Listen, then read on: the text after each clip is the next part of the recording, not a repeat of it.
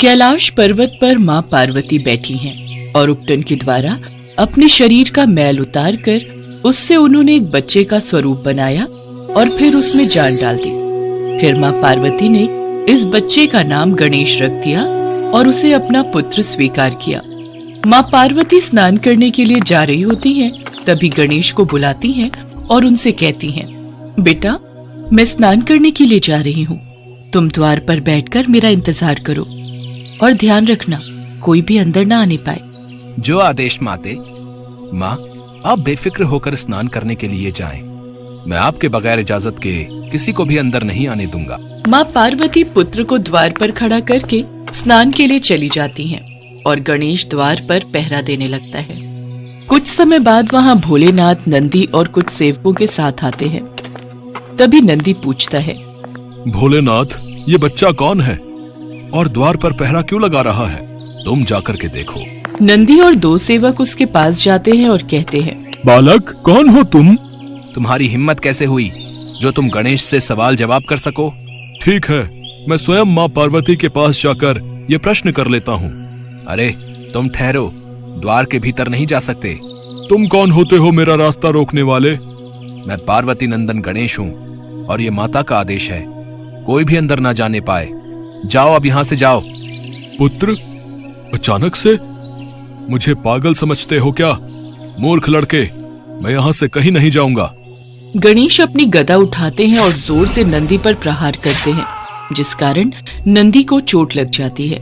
इस वजह से नंदी और सेवक दौड़ते हुए भोलेनाथ के पास वापस लौट जाते हैं। महादेव, भोलेनाथ, बचाओ, बचाओ। भोलेनाथ को गुस्सा आ जाता है।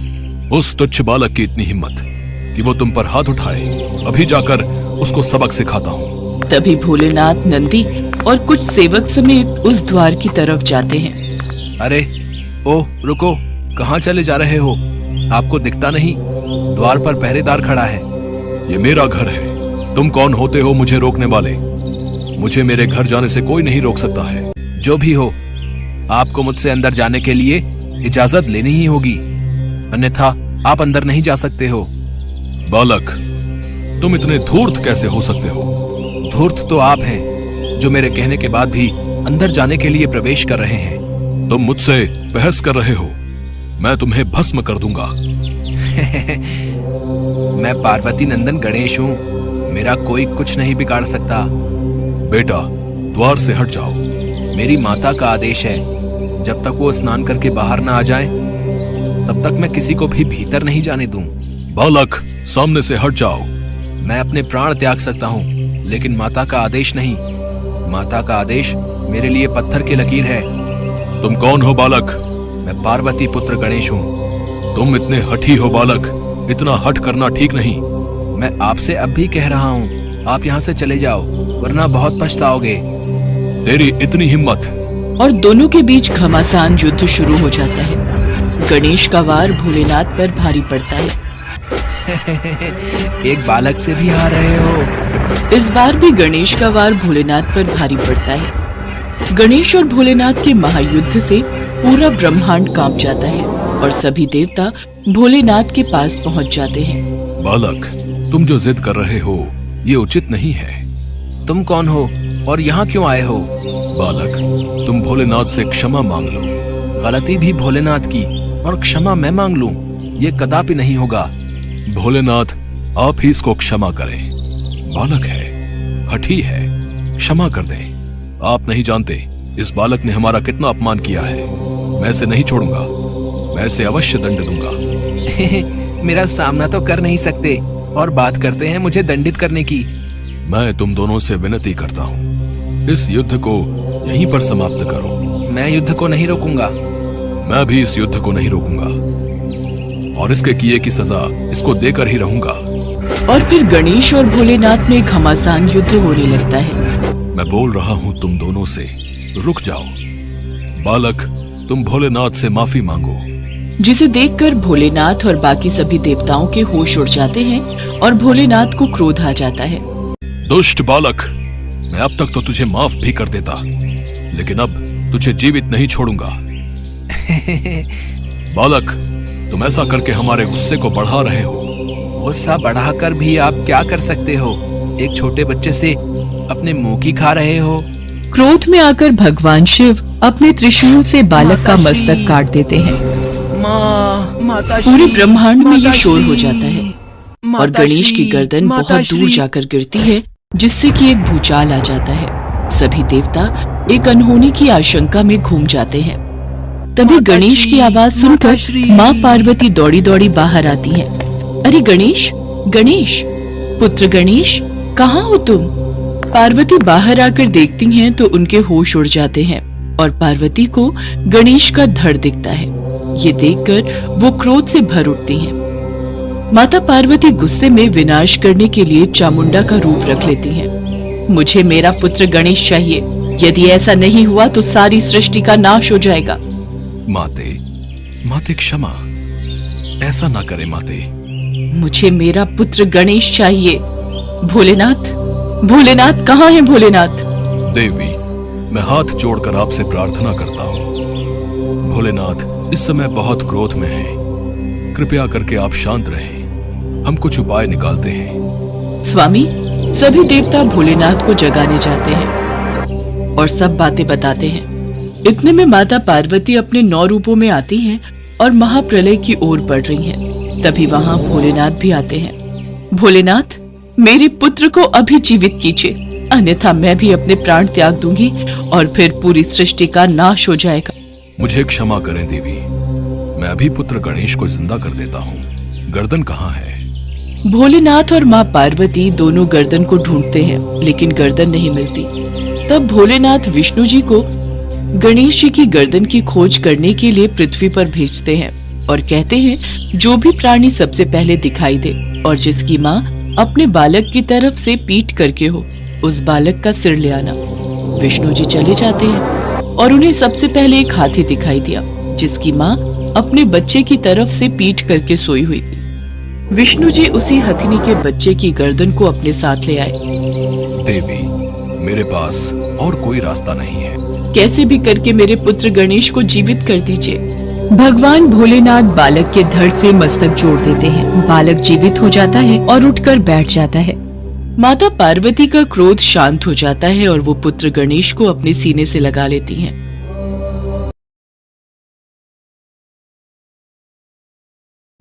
एक समय की बात है, किसी गांव में एक सेठ सेठानी रहा करते थे।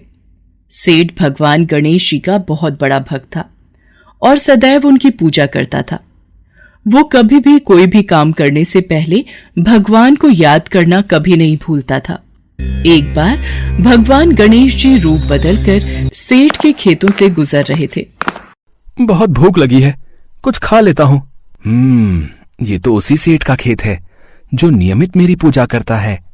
भूख बहुत जोरों की लगी है, गेहूं के कुछ दाने तोड़कर खा लेता हूँ। गणेश जी ने सेठ के खेत से गेहूं के 12 दाने तोड़कर खा लिए।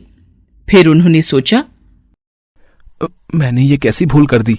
मैंने सेठ से बिना पूछे ही उसके खेतों से गेहूं के दाने खा लिए।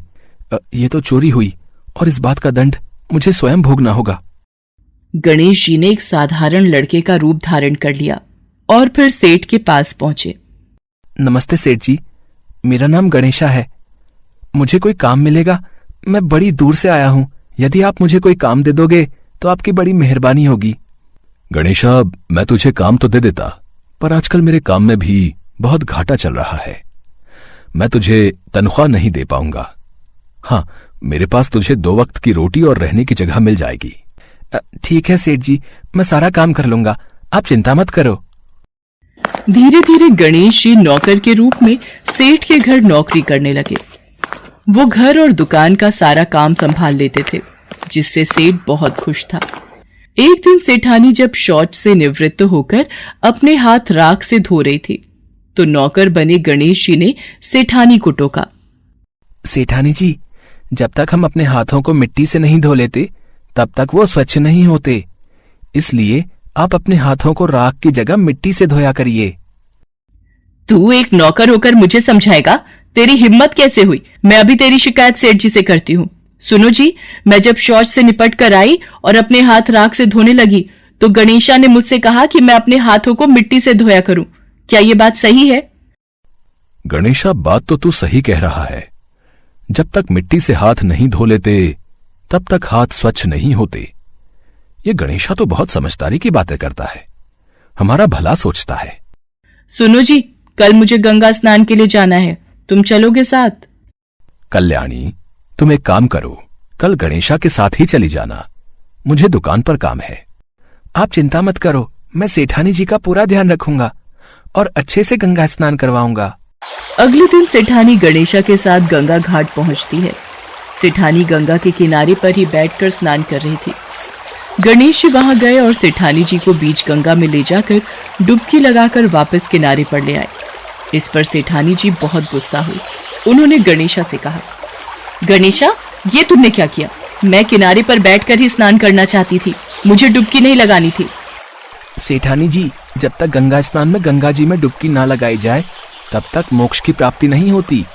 गंगा स्नान तो डुबकी लगाकर ही पूर्ण होता है। मुझे ज्यादा समझाने की जरूरत नहीं है। सेठानी घर जाकर ये बात सेठ को बताती है।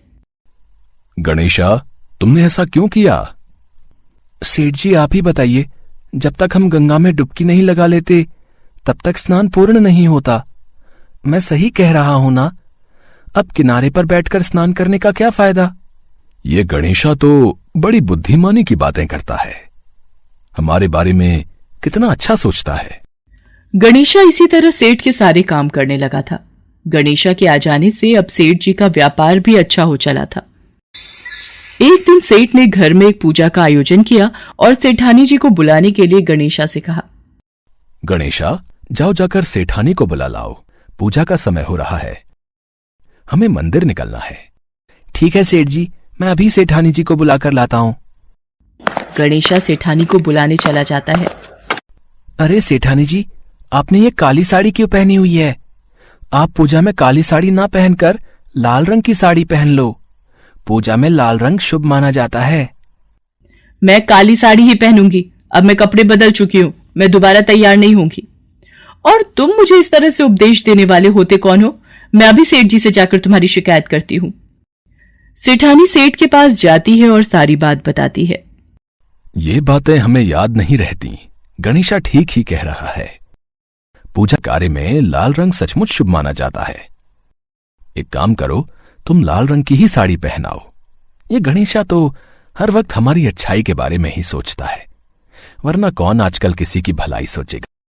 ऐसे ही दिन बीत रहे थे। एक दिन सेठ ने घर में गणेश पूजन का आयोजन किया हुआ था। गणेशा मूर्ति के स्थान पर बैठ जाता है। ये देखकर सेठ को गुस्सा आ जाता है। गणेशा, ये कहां की समझदारी है? मैं तो समझता था तुम बहुत समझदार हो, बड़ी बड़ी ज्ञान की बातें करते हो, और खुद ही अज्ञानी बनकर उस स्थान पर बैठ गए हो जहां गणेश जी की मूर्ति का स्थान है। अच्छा, फिर तो मैं बिल्कुल सही स्थान पर बैठा हूं। देखते ही देखते गणेशा भगवान गणेश के रूप में आ जाते हैं। प्रभु, आप स्वयं एक नौकर के रूप में? हमसे बहुत बड़ी भूल हो गई प्रभु, हम आपको पहचान नहीं पाए, हमें क्षमा कर दो भगवान। हे प्रभु, मैंने ना जाने आपको नौकर समझकर कितना कुछ कह दिया, मुझे क्षमा कर दो प्रभु। तुम दोनों व्यर्थ ही परेशान हो रहे हो। मैं तो स्वयं तुम्हारे घर में नौकर बनकर आया था। मैंने तुम्हारे खेत से गेहूं के 12 दाने चुराकर खा लिए थे, इसीलिए मैं उसका ऋण चुकाने तुम्हारे घर नौकर बनकर आया था। मेरा आशीर्वाद सदैव तुम पर बना रहेगा। तुम्हारे घर में धन, वैभव, समृद्धि की कभी भी कमी नहीं होगी। इतना कहकर भगवान गणेश अंतर्ध्यान हो जाते हैं। उस दिन के बाद से सेठ सेठानी के घर में खुशियों के भंडार भरे रहते हैं।